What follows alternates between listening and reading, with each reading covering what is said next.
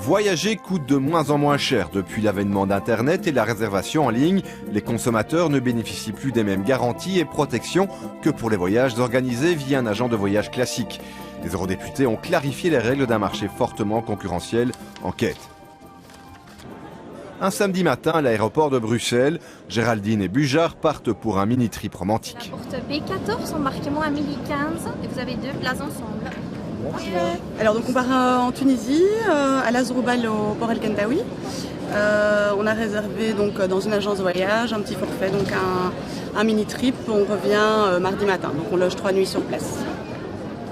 Et si maintenant leur vol était fortement retardé ou annulé, que feraient-ils? Devraient-ils annuler leurs vacances ou perdre le coût du voyage? Si l'avion a un peu de retard, voilà, l'avion du retard, on ne sait rien y faire, on attend.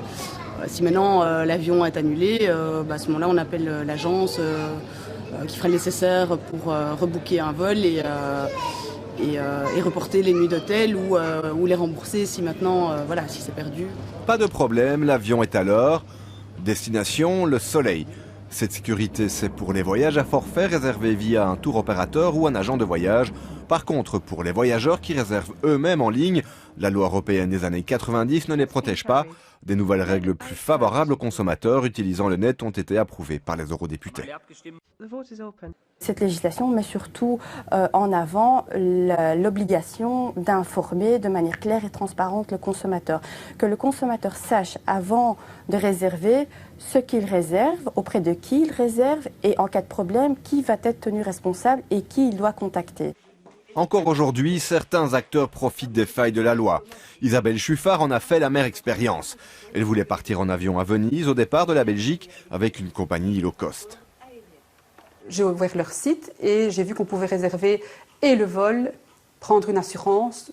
J'ai pris l'assurance la plus élevée.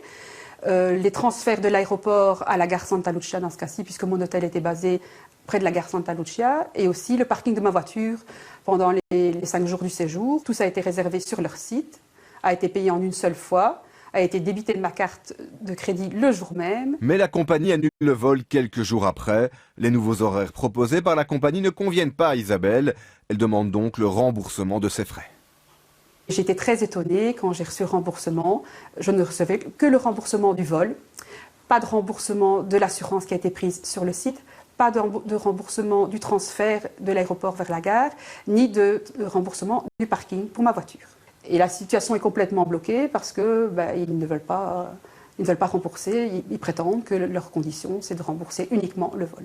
Isabelle est prête à aller en justice pour se faire rembourser. Si la nouvelle directive était entrée en vigueur, la compagnie aurait l'obligation de rembourser les différentes prestations, puisqu'Isabelle a réservé via un même site internet et payé en une fois en moins de 24 heures. Le service clientèle, je trouve ça vraiment lamentable parce qu'en fait, il n'a moyen de les joindre qu'avec un numéro de téléphone qui est surtaxé à 1 € la minute. Pour le couple en villégiature en Tunisie, leur voyage se passe beaucoup mieux. Tout est pris en charge dans le forfait, le transport de l'aéroport à l'hôtel et même une excursion.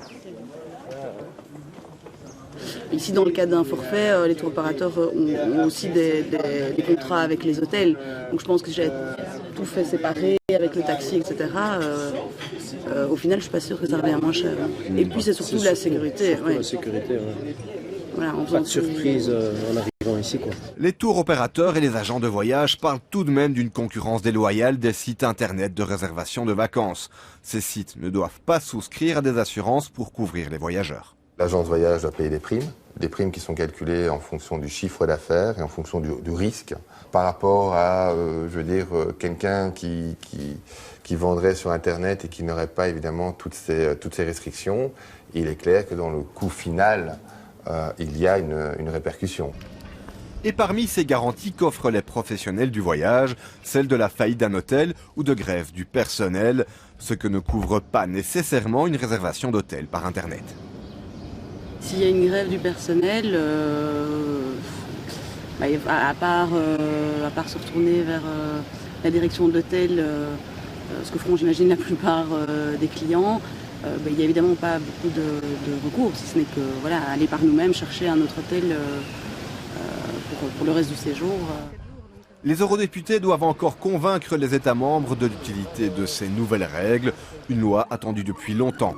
Si Géraldine et Bujard avaient réservé les différentes étapes de leur voyage par Internet et qu'il y avait eu un problème avec l'avion, ils se seraient peut-être retrouvés au point de départ à l'aéroport sans solution ni remboursement.